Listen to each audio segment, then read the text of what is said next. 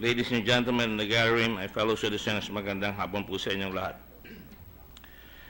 Great pleasure and honor to be here this afternoon to present before the floor our joint committee report of the Committee on Justice and Human Rights, jointly with the Committee on Public Order and Dangerous Drugs, chaired by Senator Lacson. Mr. President, this is an offshoot of the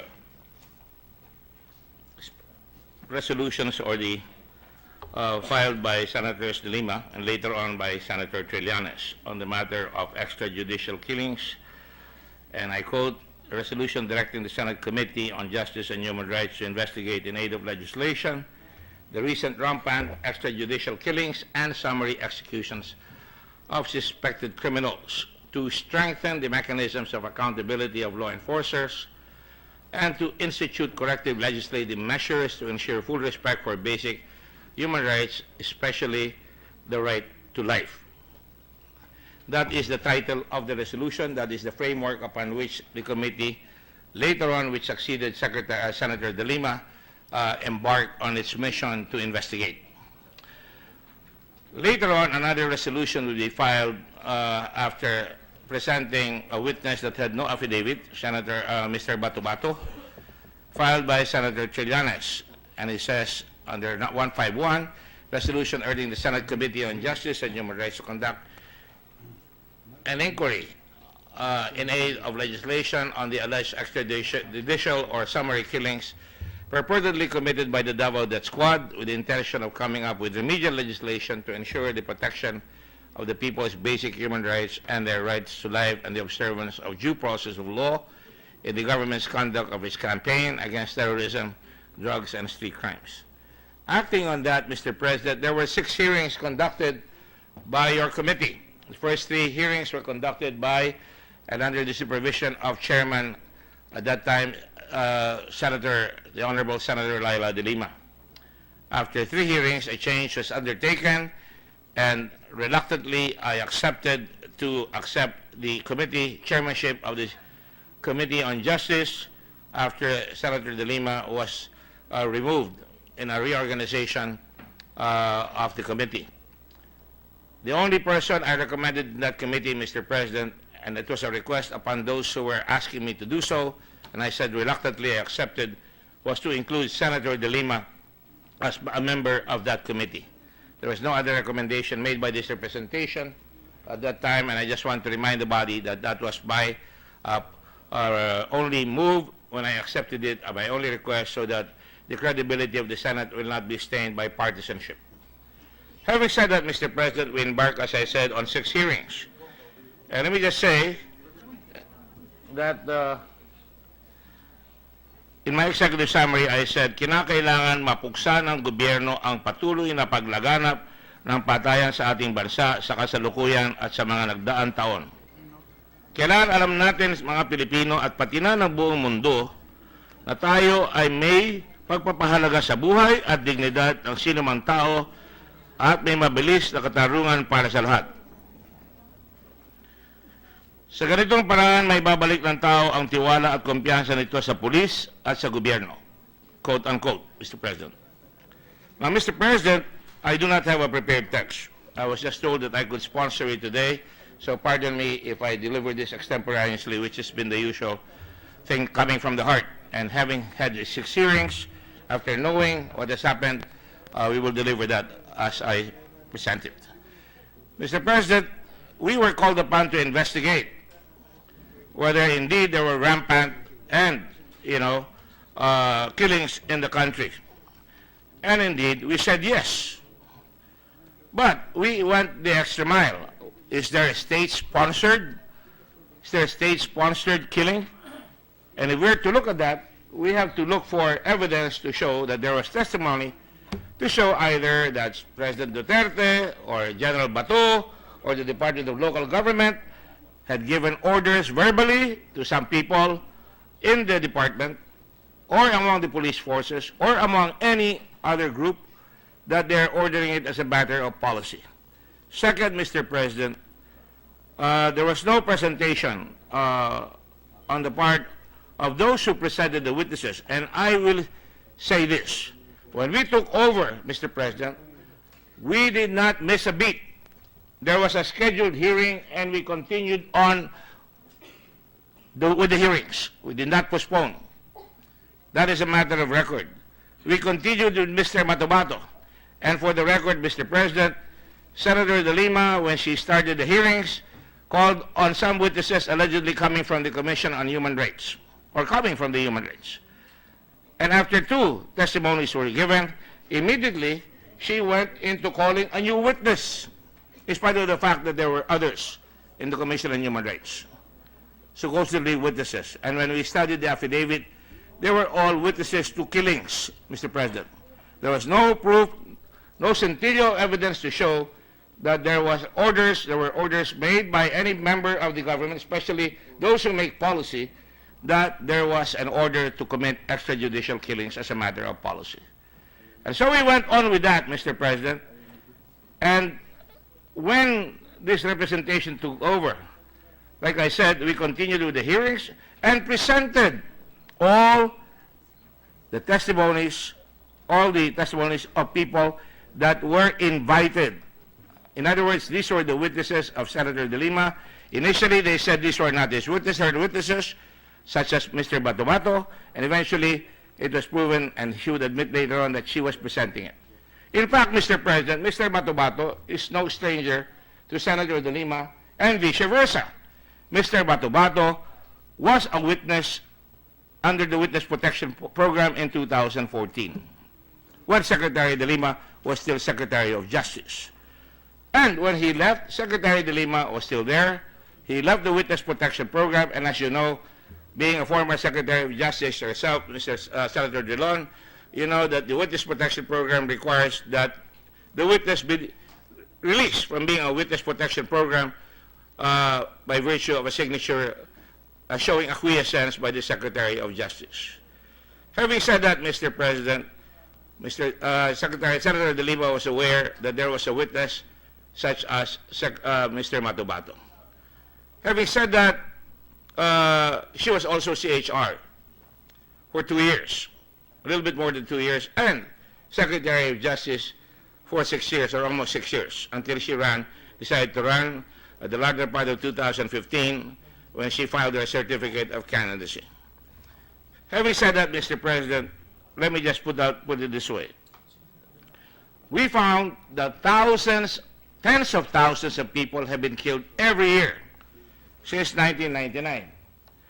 And if we are going to cite extrajudicial killings, Mr. President, it is a known fact that the State Department of the United States of America has been sending us missives to the Department of Foreign Affairs about extrajudicial killings perpetrated in the country as early as 1999.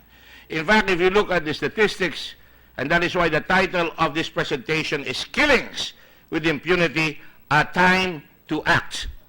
Ayan po ang nakalagay dyan, 2001, murders and homicides totaled 9,000, 2002, a total 10,000, 10,000 in 2003, 2004, 9,859, and so forth and so on. It spiraled to 2009, where they had 14,295 killings, 2010, 12,353 killings, 11,000 plus in 2011, in 2012, 11,500, 2013, 16,160 killings, and 2014, 13,105, 2015, 12,481, and as of November or October at the time, 2016, we had 8,499 or 4,409 killings, Mr. President, or a total of 177,000 killings over a period of almost 16 years. So killings, there are aplenty, Mr. President. Marami talagang pinapatay. Ang tanong, meron ba nangyayari?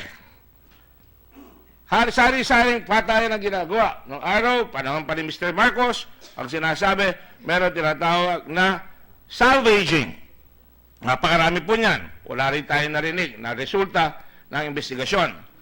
Meron tinatawag lately, yung tinatawag lang riding in tandem by motorcycles. Thousands have been killed by riding in tandem, but rarely do we hear any solution to any investigation, except very recently, and I applaud the police of Mindoro, they captured 2 policemen, one a lieutenant, and awarded one at that, who killed a crusader by the name of Luz in Mindoro, and they were captured by fellow policemen in the next town.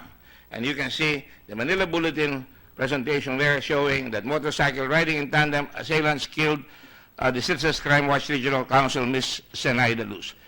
The assailants were 2 policemen, Mr. President. And we investigated that. Mr. Lacson, Senator Lacson, and I both made presentations to that effect, and that was taken up in the hearing. So killings, there are plenty, no doubt. Killings solved, very sparse, Mr. President. And this is where we go to the crux of the matter. We have created laws here in this country which require, if it is a police-related killing, for an example, the creation of the IAS. But the IAS, through the years, have become IWAS. IWAS po na mag-solve ng crime ng police under amendment under Republic Act number 8551. At ito po ay hindi ginagawa ng IAS sapagkat tatagal ang kaso. Actually, it takes about 125 days. Siguro naman po, alam ni Senator De Leon, because nanonood siya doon sa hearing, nagtatanong siya, na nung pinatay yung Albuera Mayor, ando ng baril, ando ng extraordinary amount of force, 24 policemen, ando ng ebidensya, pinaluhod yung mga pulis at mga gwardya, ando yung ebidensya na pumasok, ang nagbarilan di umano, nakuha yung baril, nakuha yung mga bala, nakuha na dalawa, pinalabas muna nila yung preso, at tinepok, pinatay si Mayor Espinosa. No matter how bad one is, we are still a government of laws and not a government of men. Hindi po sinunod yun. Pinatay rin yung isa. At nakikita nyo, yan ang naging daan na naglakas ng loob na ang ating maraming mga kapulisan, hindi lang ilan, kaya nasabi pa natin po na bago yun, pinatay rin sa Alvarez sa kulungan, pareho ng modus operandi, may search warrant, di umano na hindi naman kailangan, sapagkat yan ay hindi kailangan sa isang pitan ng gobyerno. Pinatay rin yung isang mayor doon sa pareho sa baybay 1 week before, pareho, pero hanggang ngayon ang IWAS pa rin, hanggang sa maunahan na ng National Bureau of Investigation. Kaya makikita natin, ang problema ay yun. Madali po natin sabihin sa committee, o sige, ayan, payag na kami, extrajudicial killing. Payag nga ho kami. Pero, ang tanong ko sa inyo, papayag ba kami na sabihin natin wala namang katibayan, wala namang ebidensya na sinasabi na ito ay policy ng ating gobyerno? Bago po tayo magsalita niyan, tandaan po natin na pag sinabi ng Senado na may extrajudicial killing na sanction ng gobyerno, automatic, merong repercussion siya sa buong mundo. Masisira ang ating gobyerno. At pati na rin ang Senado, masisira sapagkat naglalabas tayo ng ebidensya rito ng isang conclusion na hindi covered ng ebidensya na nagpapatunay na ito ay talagang ginagawa ng gobyerno as a matter of policy o isang polisiya ng gobyerno. Wala po kami nakuha dyan sa tinatawag na ebidensya na kailangan natin. Ganun na rin po doon sa dangerous drugs law. At ito ay gusto ko sanang pakinggan nyo maigi ang aking sasabihin. Paano po ba nag-umpisa ito? Bakit nung ma-appoint si Secretary De Lima, mahalal siya na Senator in charge of the Committee on Justice, ang una niyang i-final ay yung tinatawag na extrajudicial killings. Tanong po, hindi kaya po dahil siya ay talagang tinutugis ng administrasyon, that we cannot refuse, that we cannot deny. Naghahabulan sila ng ating Pangulo. At tila baga maraming lumalabas sa kanya, pero maaaring ang nangyari at bakit natin siya tinanggal, hindi ko pa rin maintindihan. Alam ko kung ba't natin sila tinanggal, nag-aagawan ng mikropono, nawala ng control, nakikita na ang investigasyon ay patungo laban sa presidente. At syempre, hindi naman yun ang pakay ng committee kagad. Kailangan patunayan muna. Pero ano nangyari pagkatapos doon? Nung pinisent si Matabato, tandaan po natin, walang affidavit in violation of the rules. Walang affidavit, investigasyon po yan, dapat may affidavit. Nagitla na lang po ang committee na biglang merong Matabato na who, I would say, admitted many things at could not prove many of his allegations. And having said that, nung nangyari yan, ay biglang pumasok ang isang resolusyon na biglang imbestigahin natin. Nung hindi mapatunayan na meron doon sa unang mga testigo, mukhang naglabas ngayon ng resolution na hinihingi naman ay nung panahon ni Duterte, meron raw dangerous, mayroong Davao Death Squad na tinatawag. At yung Davao Death Squad na yan ay dapat imbestigahin. Wala po kaming pinigil. Inimbestiga po natin yan. Dinala namin lahat yan at pati sila siguro nagulat dahil lahat dinala po natin. At ano po ang nangyari? Hindi lang napatunayan si Mr. Bato-Bato was not just inconsistent but he was lying. Sabi niya CHDF siya. Meron kami katibayan na sinasabi hindi siya CHDF ng colonel o in charge. Ayan po, nakalagay yan certification ng Benjamin Howe, General. General ba? General na in charge dito sa tinatawag natin Army Chief pa Public Affairs on Bato-Bato's CAFGU membership. Papatunay na hindi siya member niyan. Yan ang unang sinabi. Sumunod, siya ay member ng tinatawag na CHDF. Napatunayan rin hindi siya member. Pagkatapos meron siyang sinasabi na yung mga police involved doon sa killing nung si King na nagkabali rin. Yung pala sa loob ng hotel pinatay, sa loob ng opisina pinatay, ay hindi sa labas ng McDonald's. At ang totoo niyan, sinabi pa niya doon sa isa na isang Medina ay involved doon sa raid na binomba nila yung Muslim mosque. At ang lumabas po doon ay hindi pa pala pulis si Medina. Pero inakasuhan niya na si Medina kasama sa pagbomba. Nakalagay po yan lahat sa TSN. At pagkatapos, ano po sinabi niya? May mga sinabi siya na si Sally Macdum, yung kanyang bilas, common law, bilas, ay sabi niya, terorista samantalang lumalabas na nagninegosyo sila. Yung nga ang pinagkaguluhan namin, ang sinabi ko yung material concealment, dahil bagamat alam namin may NBI investigation na rin-recommend siya, ang hindi namin alam ay may hawak si Senator De Lima at yung iba na ang pangalan ng mga pulis na nakalagay doon, o hindi man lang pulis, ay hindi yung mga pulis na inimbita nila. Katulad ni Las Cañas, sinabi niya, malakas kay Duterte. 2 beses sinabi pinatay yung kanyang kapatid at yung kanyang kapatid nirecommend niya hindi tinanggap ni Duterte. Sa madaling sabi, walang lakas at wala naman talagang sinasabi na siya'y kasama sa patayan ni Bato-Bato o ganun rin si Las Cañas na pumapatay sila. Madaling sabi po ay napakaraming pagkakataon na pinagbigyan natin si Bato-Bato na dapat itong Senado pag kami nagsisinungaling, dapat talaga mapalabas yan. At yan nga ho ang napalabas. Meron pa rin ng ibang mga ebidensya na pwede natin sabihin tungkol kay Bato-Bato na masasabi natin na mukhang hindi naganap ng gusto ang kanyang pagtitestify sapagkat huling-huli lahat ang kanyang ginagawa. So sa madaling sabi po, meron ba ang Davao Death Squad? Lahat po na sinabi niya, pati sinabi niya na siya ay bodyguard ni Paulo Duterte at ng pamilya, yun ay itinanggi naman. At wala na rin siyang sinabi na kontra doon. Sapagkat nung tatawagin na namin siya nung gabi. And let me just say that we had a record of 14 hours of marathon hearings and then another marathon hearing followed. And then when we were about to call Mr. Bato-Bato to have it, they say, ano nangyari? Nawala po si Mr. Bato-Bato. Pinauwi. Siguro naman po simple courtesy. Simpleng courtesy lang sabihin, nung nagpauwi na si Senator Trillanes, si Chairman, Mr. Chairman, pwede ko naman pauwiin. Itong taong ito at delikado ang buhay niya, 8:30 in the evening, pinauwi niya. Dapat naman sana nagkortesiya na sabihin, yan. Yan ang nakalagay sa akin. Boss Senator Trillanes, staff said that Bato-Bato had to leave. Yan po nakalagay sa HCS, dito ata, HCS ba yan?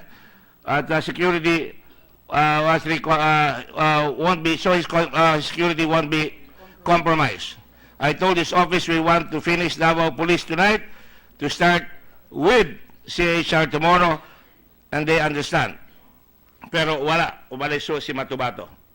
Kaya nagkagulo ng konti doon, at yun nga, nag-walk out, pero tatandaan ko, Sabi ni Senator Pacquiao, at binubulungan rin ako ni Senator Lacson na i-terminate na, suspindi na. Kapag nagsisinungaling itong mga ito, nilalaro lang tayo nito mga ito, at nasa TSL rin po yan, kay may Senator Pacquiao, pati kay Senator Soto. Pero sabi ko, wag, sabi ko, na-overlook lang, oversight lang ni Senator De Lima. Napakahinaon po ni Senator De Lima nung panahon na yon, pero nang biglang dumating si Senator Trillanes, medyo nag-iba ang timplada, at medyo nataas na ang boses, at sabi mag-walk out, ang sabi ko, I am ready to continue, ayaw niya mag-continue, nag-walk out ho yan. Kaya sa tingin ko, pag nag-walk out ka, unang-una, ang pikon talo, matas mahalaga, yan ay misbehavior na dapat litisin natin kung kailangan. However, upon a message sent to us na gusto mag-apologize at gusto makipagkita, tinanggap ko po ang apology ni Senator Trillanes. Hindi ko po pinablicize. Pumasok sa aking opisina, doon lahat ng testigo, at nagkamaya kami, at hindi na raw niya gagawin yung ginawa niya ngayon. Ganon rin si Senator De Lima, about 4 or 5 days later, nagpunta rin sa opisina at nag-apologize. And being a gentleman, sabi ko, wala akong ipa-file na sa Ethics Committee. However, Mr. President, when you look at all these incidents, apart from the fact that there is no state-sponsored policy to commit killing. Now, let me just be clear here. Walang state-sponsored killings kaming nadiskubre. Maaring meron. And I repeat that. Maaring meron. Pero walang lumabas na testimony na sinasabing may state-sponsored killings. At, huwag mo ako tinuturo, may I put it on record that I'm being pointed at by Senator Trillanes. Maybe there's nobody behind me. And let me just continue with this. Whether or not the report killings beginning mid-1990s in Davao were allegedly perpetrated by a Davao Death Squad. Wala kami nakuha ganyan. And then, of course, we went to our other finding. Sapagkat tumuloy kami doon, at pagtuloy namin doon, ano po nangyari? Ang nangyari po doon ay tinawag namin ang mga kapulisan ng iba't ibang lugar. Mga chief of police ng 7 top 10 cities, Mr. President, and provinces. At nung mangyari yan, napatunayan na maraming killings, napatunayan rin at tinanong ko, hindi kaya lumalakas ang loob ng mga kriminal at naghahanda sila labanan kayo pagka kayo ay lumalapit sa kanila. Ang sabi, totoo po yan, pwede po mangyari yan. Meron ba mga pulis na pumapatay? Meron po. Dahil they are trying to create distance because maaaring mga alaga nila na tulak yung mga pulis na yan.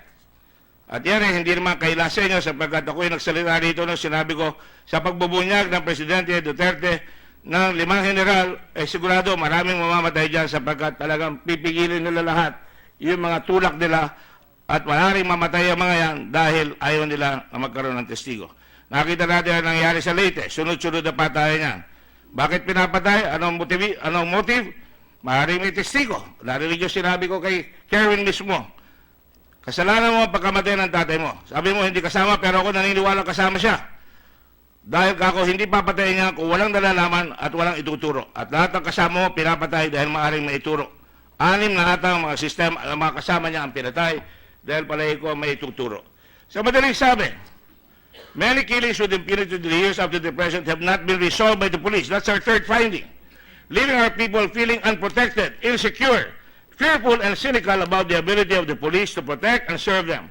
There is an urgent need to undertake reforms in law enforcement and strengthen the criminal justice system to fortify the rule of law. Ang sinasabi ko po rito, talaga may killings, pero dapat ayusin natin ang batas. Yan po ang pakay ng Committee in Aid of Legislation. Pero ano po nangyari? Napatunayan natin yung mga sinabi ng kapulisan, kaya meron tayong mga ginawa na mga katibayan, na mga recommendations upang sa ganoon, ito ay talagang mas supil natin ang pagpapatay.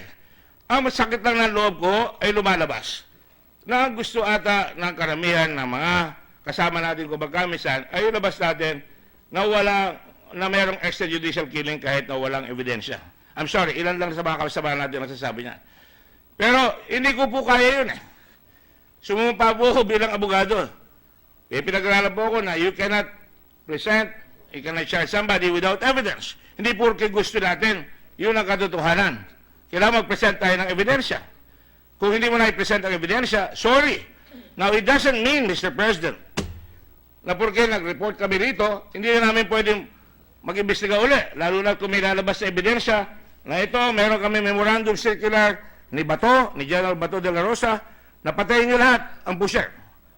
Kung may maglalabas sa limbawa ng President Duterte, I hereby order all the police to kill all the pushers. Labas niya yan.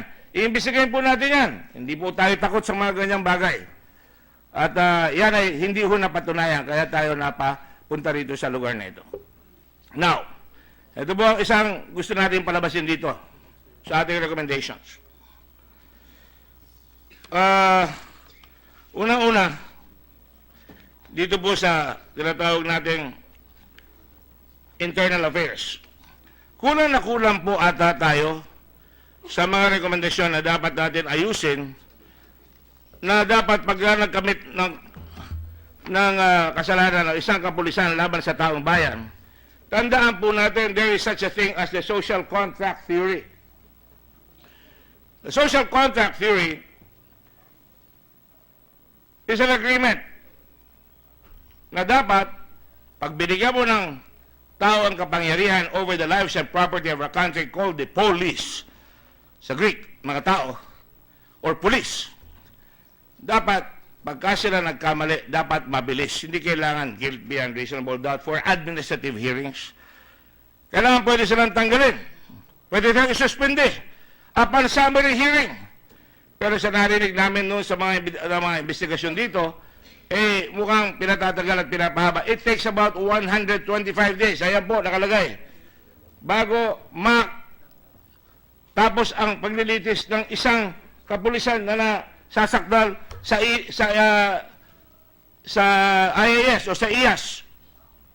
Kaya sabi natin ngayon, ang ating recommendation po ay ito.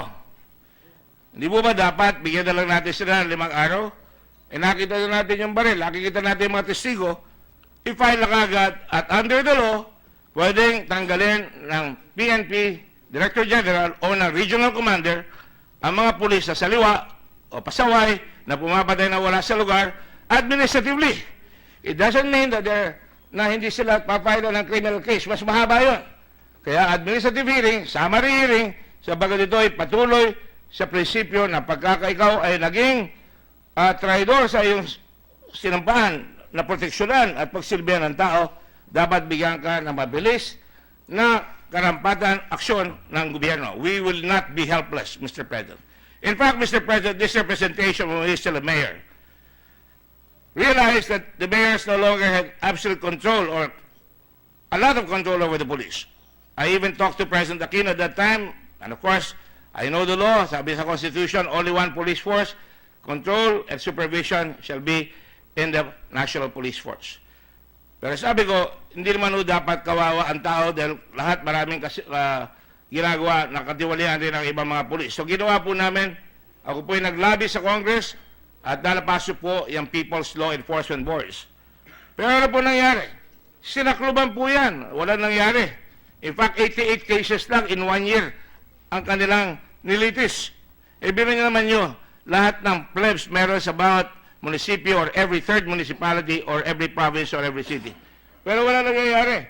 Ibig sabihin, tila circle the wagons ang kapulisan natin o ang DILG pagka pulis ang involved. Ayaw nilang may embarrassment ang presidente. Yun ang mali. The president will be enhanced pagka nakita ng tao na ang presidente hindi kinukonsente yung mga katiwalian ng pulis. At dapat pairali sa plebs, pairali sa Lapolcom, pairali sa PNP Director General na pwede matanggal ng pulis sa lalong madaling panahon after summary hearing. Hindi 125 days. Counter affidavit, at mapapatunayan, then mag-appeal sila kung gusto nila. In the meantime, the case should be filed. That is our first recommendation, Mr. President. Kailangan report within 5 days from time of the incident by the IAS. PNP may suspend the police, confiscate the gun, disarm the suspected police who fired the gun under investigation. It is already there, but it is not being implemented, Mr. President. At dapat, within 15 days, makapag-file ang kaso. Ano kaakibat ito? Kaakibat ito ay nakipag-usap po tayo kay Chief Justice Sereno at sabi ko siguro dapat gumawa tayo ng Court sa Kongreso o kaya kayo mismo mag-designate, create and designate special criminal courts for erring and abusive police alongside illegal drugs. Para nakafocus ang tao sa mga west na hawak ng kapulisan, nakafocus ang tao sa mga west na hawak ng drugs. Pangatlong recommendation po, create joint congressional committee to monitor killings and paramilitary units, Mr. President. Hindi parliamentary po yan, paramilitary. Bakit po? Lahat po ng ginagawang patayan dito ay nagiging statistic. Pero ngayon, yung Congressional Committee hearing, nakita ko si Congressman Umali rito kanina, Committee on Justice, dapat pagka may pinatay, every month, kinukuha yung statistic, pwede isubmit. Kailangan ibigay sa Congressional Oversight Committee on Police, Public Order, and Justice. Yung dalawang committee yan, para masasabi, tawagin mo, katulad ng pagtawag namin sa ilang mga kapulisan nung hearing, na pinaparap namin sila at sinasabi namin, bakit ang daming patayan dyan?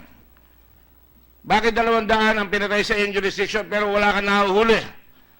Sa kabila ng 306 million ang budget ng kapulisan para sa intelligence fund. Ba't wala kayo nahuhuli doon sa tinatawag na vigilante killings?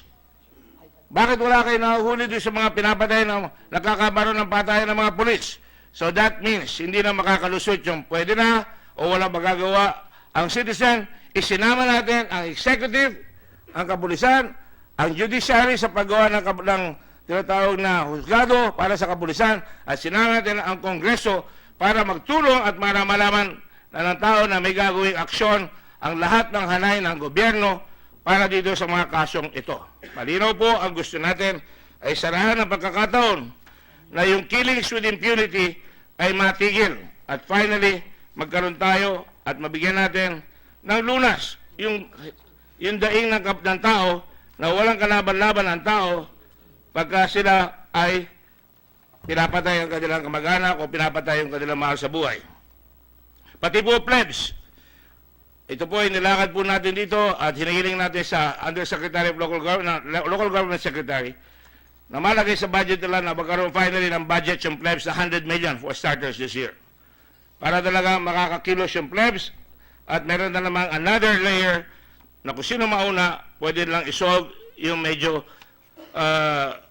abusadong pulis sa kanilang lugar. Again, apart from taking about the height of crime, this is important.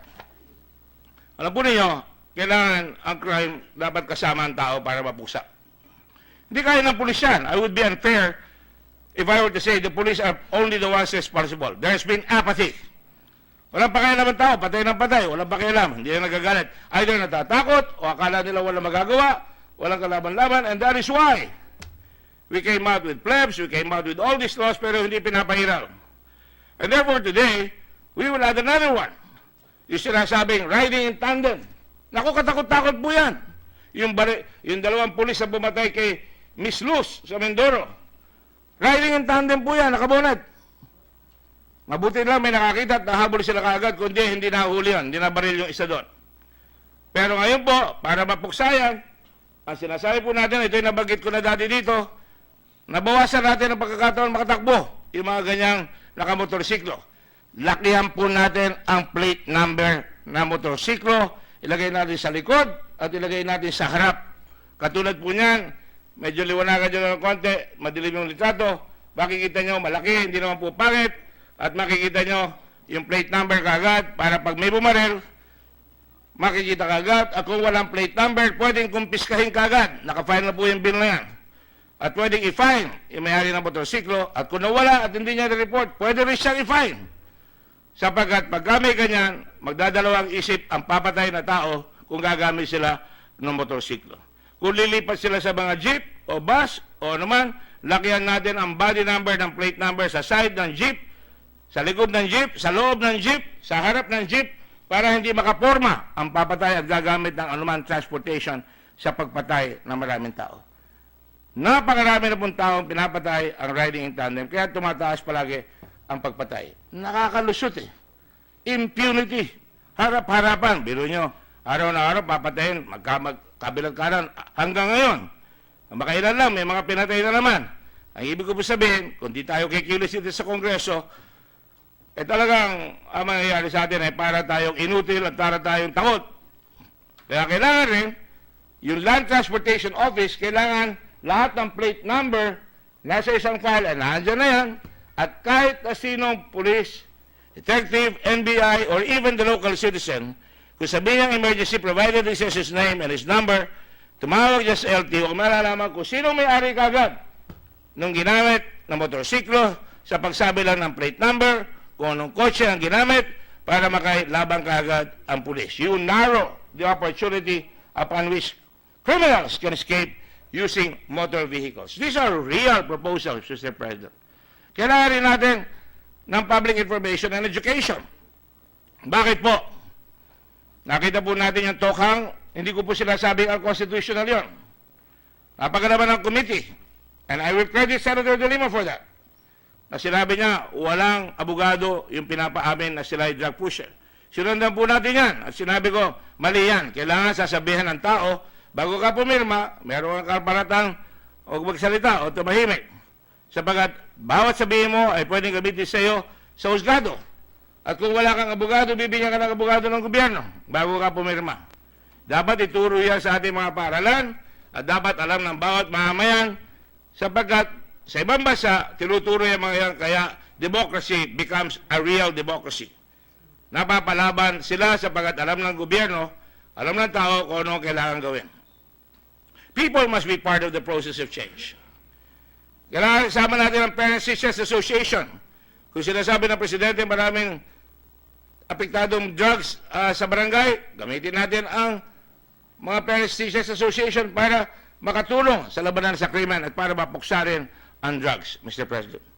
Sa madaling sabi po, yung mga sinabi po natin ay talagang yan ang pakay natin dito. Yung pong tinatawag nating CHR investigations. Alam po natin lahat na meron tayong CHR sa konstitusyon.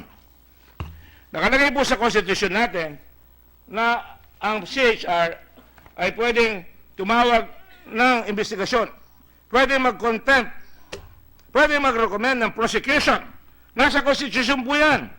Kaya pag humarap po ang CHR dito sa committee natin, that is superfluity, sapagkat kaya nilang yan. Ang lumabas po dito sa CHR ay kalimitan ay yung mga pinatay nga po, at ito ay nakalagay nga, kung babasahin ko sa inyo ang sinasabi ng CHR, investigate sa Section 18 ng ating Constitution, Article 13, shall have the following powers and functions. Number 1, investigate, yan po on its own, or on complaint by any party, all forms of human rights violations involving civil and political rights. On their own, therefore, paano naman yung iladali sa committee natin? Si Senator De Lima ay naging Secretary of Justice, hawak niya ang NBI. Hawak niya si siya for 8 years. Pinagsama mo. Abay, may hawak niya sa cabinet siya. She had the ear of the President. Bakit nakalusot si Bato-Bato? Bakit hindi finailan? Bakit nakalusot si President Duterte kung yun ang pakay niya? Hindi ko ginawa CHR siya.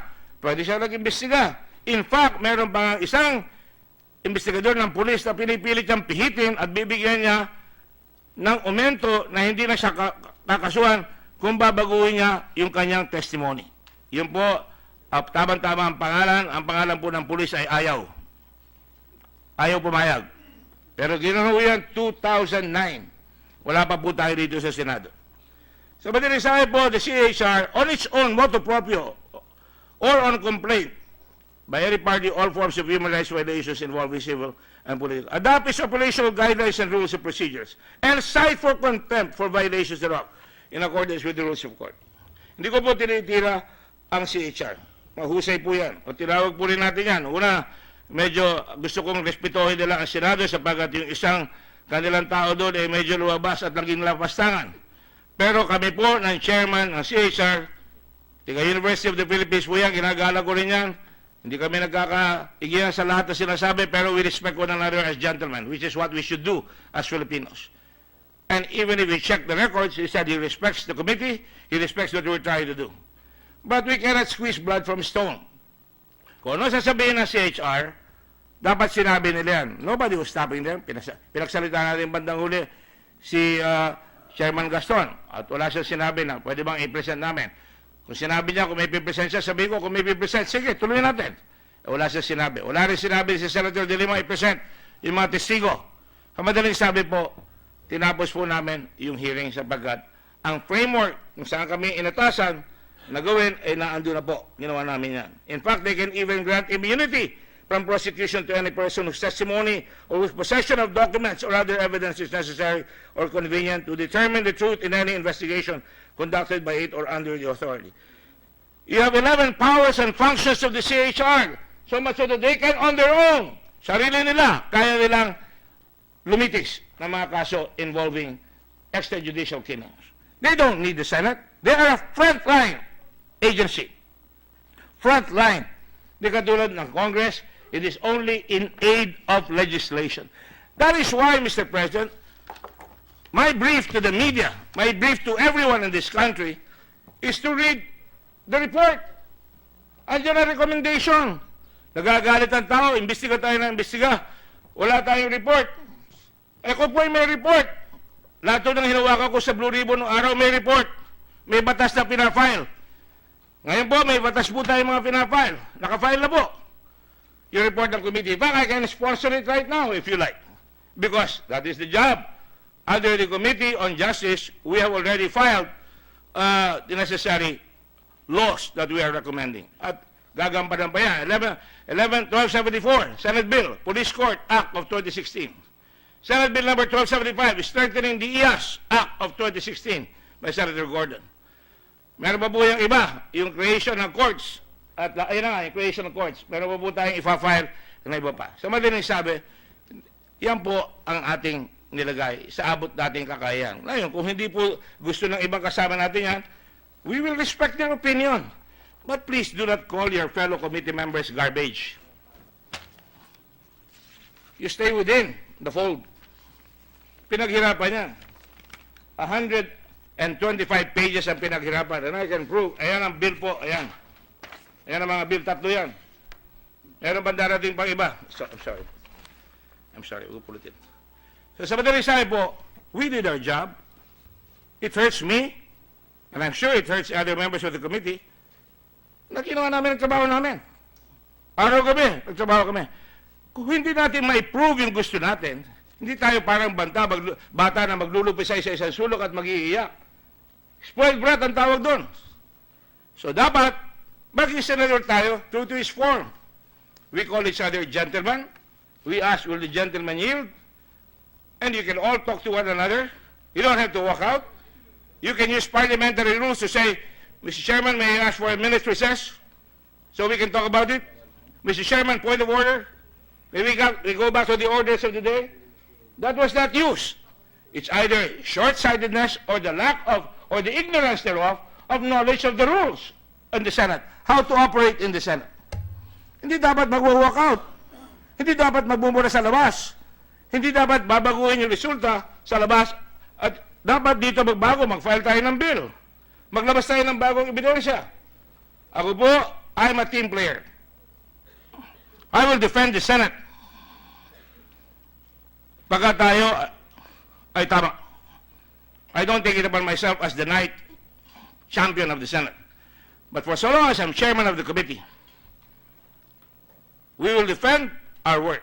It is no joke, Mr. President, na kami ay magpupuyat, pati staff ko, sumusuko na halos, para malaman lahat ang dapat alamin.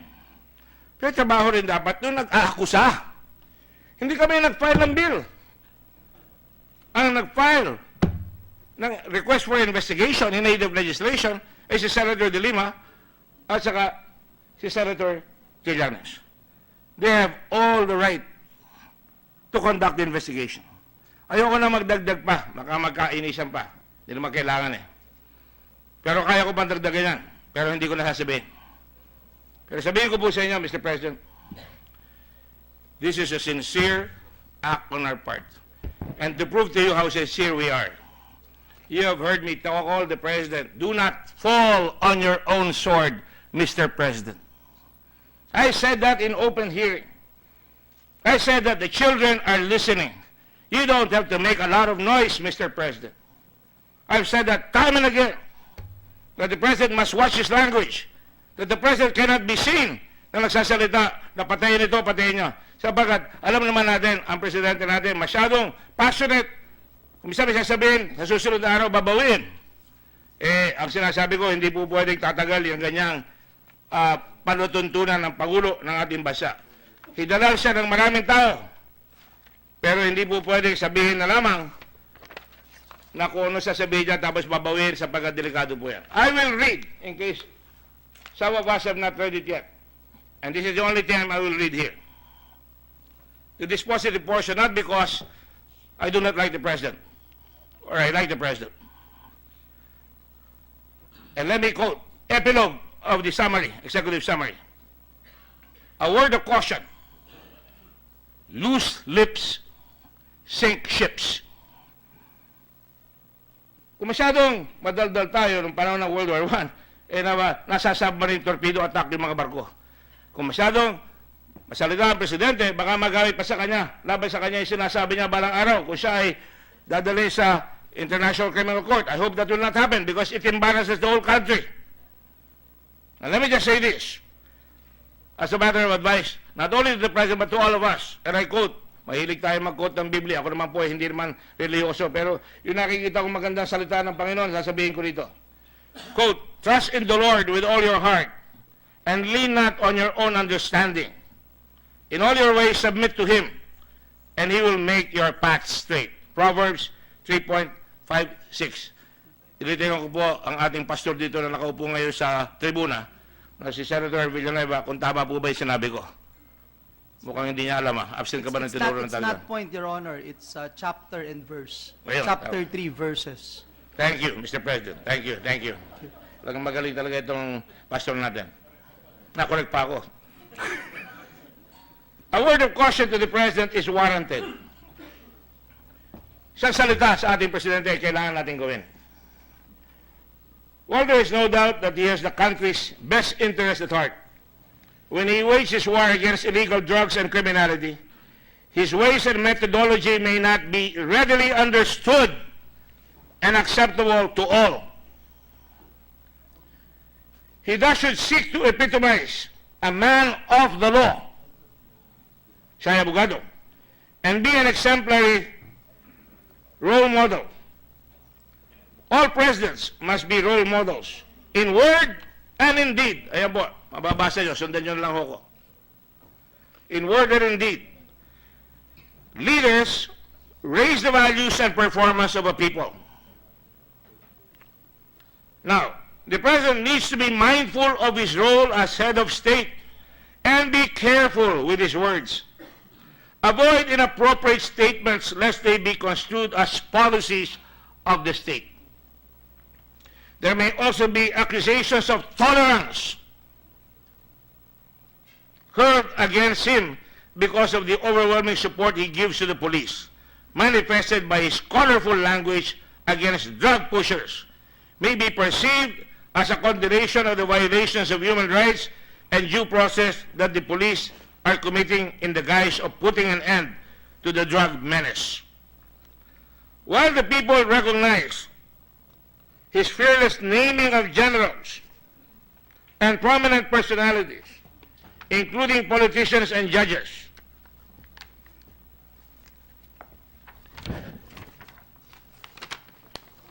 protectors of drug lords, due process must still be observed. The accused deserve their day in court to prove their innocence. While he has gained the admiration of many for his no-nonsense style, he will further national interest if he bears in mind that he must be not only a force for good, but perceived to be so. Children, listen to him. He both has a local and an international audience who scrutinize his every move. He will all the more maintain the trust of the people when he transforms into a leader worthy of emulation in every sense of the word. The President should likewise not just account for the misdeeds of the police, but raise their standards of accountability so they become paragons of protectors of the people. When the police violate the law, they must be punished. The doctrine of command and responsibility obligates the President to take necessary and reasonable measures to prevent the commission of an illegal act or an irresponsible omission, and to punish the perpetrator, uncorrected or unpunished, even when they have erred. The police may believe that they are above the law. When the police deem themselves to be omnipotent, they are emboldened and more killings ensue. The duty to protect the people is thrown out of the window. The offshoot will be silencing accused drug pushers and drug lords without affording them the Bill of Rights guaranteed them by the Constitution. In turn, the accused, fearful of their lives, arm themselves and fight back without resorting to the legal processes. The result is public disorder and the waning respect for the rule of law. Civilians must be dissuaded from taking the law into their own hands. They must be empowered to become part of the change without utterly disregarding the law. And I put this in bold letters. The war, ang giyera laban sa illegal drugs, kailangan may panalo sa loob ng sistemang legal, within the legal system. And the President must lead in reminding the people of this important message. After all, he has sworn as President of the Republic to faithfully and conscientiously fulfill his duties as President of the Philippines, preserve and defend its Constitution, execute its laws, do justice to every man, and consecrate himself to the service of the nation. Serving the nation entails doing justice to every man, even if he is a drug pusher or a drug lord. By all means, we must support the President for his resolute stand against illegal drugs, as well as our police force, who are at the forefront of the war against illegal drugs and criminality. The people will not follow a president who has lost the legal and moral high ground. We just have to do things right and within boundaries in a regime where the law is supreme and where there is justice for all. The time to act and end the impunity of killings is now. Thank you, Mr. President.